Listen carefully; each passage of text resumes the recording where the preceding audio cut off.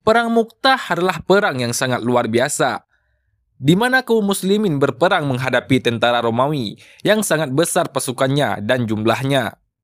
Perang kali ini adalah perang di mana kepemimpinan pasukan muslim diuji oleh Allah Subhanahu wa taala. Simak kisah selengkapnya dalam video berikut ini.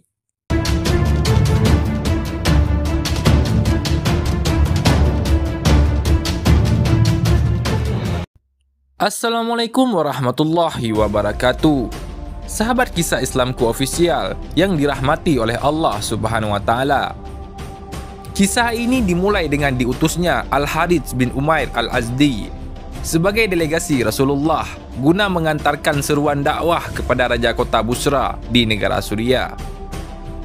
Di tengah perjalanan, tepatnya di kawasan Mu'tah, Al-Harits bin Umar Al-Azdi disergap oleh Syurahbil bin Amr Al-Ghassani dan kelompoknya. "Mau pergi ke mana?" tanya Syurahbil bin Amr Al-Ghassani. "Aku ingin pergi ke negara Syria," jawab Al-Harits bin Umair Al-Azdi. "Jangan-jangan kamu adalah utusan Muhammad?" tanya Syurahbil bin Amr Al-Ghassani dengan keras. Al-Harits bin Umar Al-Azdi menjawab dengan mantap, "Benar, aku adalah utusan Rasulullah." Maka Syurahbil pun menyekap dan memenggal kepala Al-Harits bin Umar Al-Azdi. Kabar kematian yang memilukan ini pun sampai di telinga umat Islam di kota Madinah. Para sahabat sangat marah dengan datangnya kabar ini. Setelah solat zuhur berjamaah, Rasulullah pun mengumpulkan seluruh sahabat serta menunjuk daftar panglima perang di antara mereka. Terpilihlah pemuda-pemuda yang gagah rupawan, yaitu Zaid bin Haritsah, Ja'far bin Abi Talib, dan Abdullah bin Rawahah sebagai pemimpin perang. Diceritakan dari Abdullah bin Umar, beliau mengatakan, Rasulullah menunjuk Zaid bin Haritsah sebagai pemimpin pada perang Mu'tah. Kemudian Rasulullah bersabda, apabila Zaid terbunuh, maka digantikan Ja'far. Dan apabila Ja'far terbunuh, maka digantikan Abdullah bin Rawahah. Hadis riwayat Bukhari. Rasulullah berpesan kepada para sahabat yang berangkat berperang, "Peranglah di jalan Allah. Bila kalian mendapati orang-orang yang beribadah di kuil-kuil mereka, maka janganlah kalian ganggu mereka. Janganlah kalian membunuh perempuan, anak kecil, serta orang yang lanjut usia. Janganlah kalian merusak pepohonan dan janganlah kalian merobohkan rumah-rumah mereka." Berangkatlah 3.000 umat Islam dengan gagah berani menjamah medan perang. Rupanya, hal ini membuat Heraklius, Raja Romawi, ketakutan. Heraklius pun mengumpulkan 100.000 prajurit Romawi dari berbagai daerah. Tak hanya itu, ia juga mendapatkan bantuan 100.000 prajurit dari suku-suku Nasrani di sekitar Jazirah Arab. Tentu hal ini membuat gusar hati sebagian prajurit umat Islam. Sebagian prajurit mengusulkan, sebaiknya kita kabarkan dahulu kepada Rasulullah atas jumlah musuh yang sangat banyak. Mungkin saja Rasulullah menyuruh kita kembali, atau Rasulullah akan mengirimkan bala bantuan dari kota Madinah. Wahai para prajurit, demi Allah, tidaklah kita berperang dengan banyaknya jumlah senjata ataupun kuda tunggangan, tetapi kita berperang dengan agama yang Allah telah muliakan kita dengannya. Seandainya kita menang, maka itulah yang telah Allah dan Rasulnya janjikan untuk kita. Seandainya kita kalah, maka kita akan bertemu teman-teman kita di syurga, ujar Abdullah bin Rawahah menyemangati para prajurit umat Islam. Peperangan pun terjadi dengan sangat sengit. Tak lama kemudian, Zaid bin Haritsah roboh dengan banyak anak panah menancap di sekujur tubuhnya. Kemudian Ja'far bin Abu Talib datang mengambil bendera perang dari Zaid bin Haritsah. Dengan gagah berani, ia maju seraya mendendangkan syair, "Sungguh indah sekali, surga telah mendekat kepadaku. Ya, surga sangat indah serta sangat sejuk airnya." Maka Ja'far bin Abu Talib memegang erat bendera perang di tangan kanannya. Sayangnya, tangan kanannya putus ditebas musuh. Kemudian, Ja'far bin Abu Talib memegang erat bendera perang di tangan kirinya. Sayangnya, tangan kirinya juga putus ditebas musuh. Maka, Ja'far bin Abu Talib telah tetap mempertahankan bendera perang dengan lengannya yang masih tersisa hingga ia mati syahid.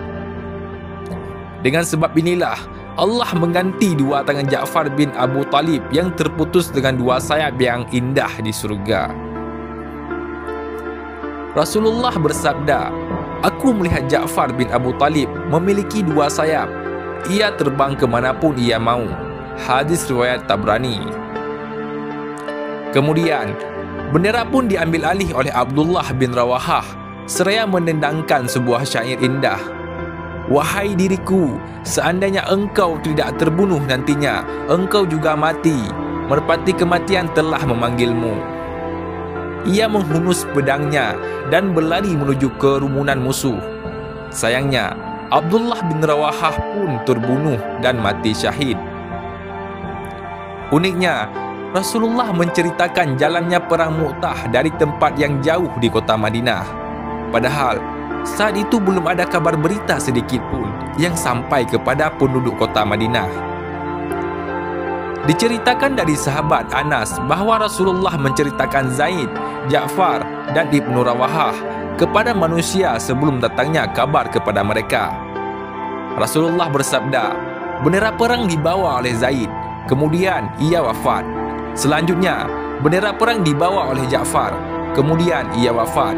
Selanjutnya, bendera perang dibawa oleh Ibnu Rawahah, kemudian ia wafat. Hadis riwayat Bukhari. Kemudian, bendera perang diambil oleh Sabit bin Aqwam.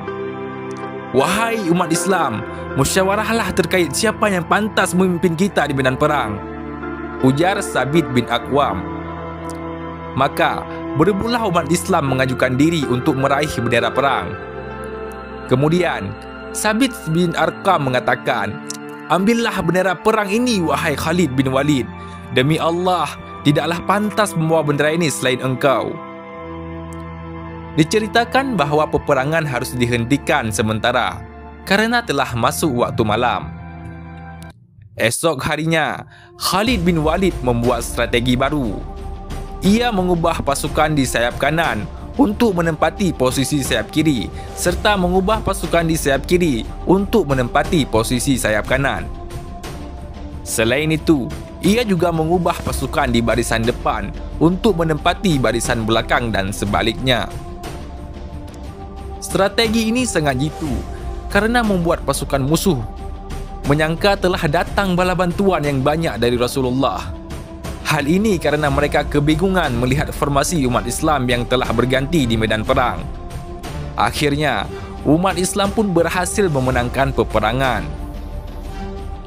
Imam Ibnu Katsir rahimahullah mengungkapkan ketakjubannya terhadap kekuasaan Allah Azza wa Jalla melalui hasil peperangan yang berakhir dengan kemenangan kaum muslimin dengan berkata, "Ini kejadian yang menakjubkan sekali.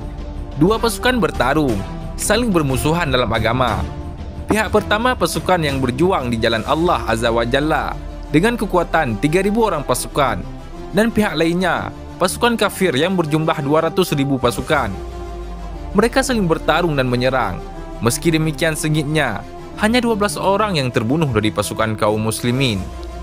Padahal, jumlah korban tewas dari kaum musyrikin sangat banyak." Para ulama sejarah tidak bersepakat pada satu kata mengenai jumlah syuhada pada perang Mu'tah ini.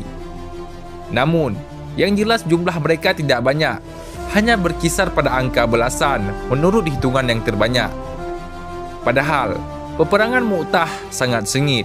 Ini dapat dibuktikan bahawa Khalid bin Walid rahimahullah menghabiskan 9 pucuk pedang dalam perang tersebut.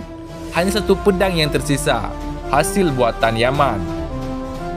Demikianlah peristiwa perang Mu'tah, dan juga kita dapat mengetahui mukjizat Rasulullah SAW dalam perang ini. Peristiwa perang Mu'tah tentu banyak memberikan pelajaran berharga bagi kaum muslimin. Banyaknya pasukan serta lengkapnya persenjataan bukanlah jaminan utama untuk memenangi sebuah pertempuran. Perang Badar dan perang Mu'tah merupakan bukti nyata akan hal itu. Membela agama Allah disertai keyakinan yang tinggi akan pertolongannya menjadi modal berharga yang mesti dimiliki setiap Muslim. Tak lupa, kebijaksanaan, keberanian, dan kesolidan pasukan juga dibutuhkan agar semua berjalan lancar. Mohon maaf apabila terjadi kesilapan dan salah penyampaian kata dalam video kali ini, karena kesempurnaan hanyalah milik Allah Subhanahu wa taala semata. Wallahu a'lam bissawab. Assalamualaikum warahmatullahi wabarakatuh.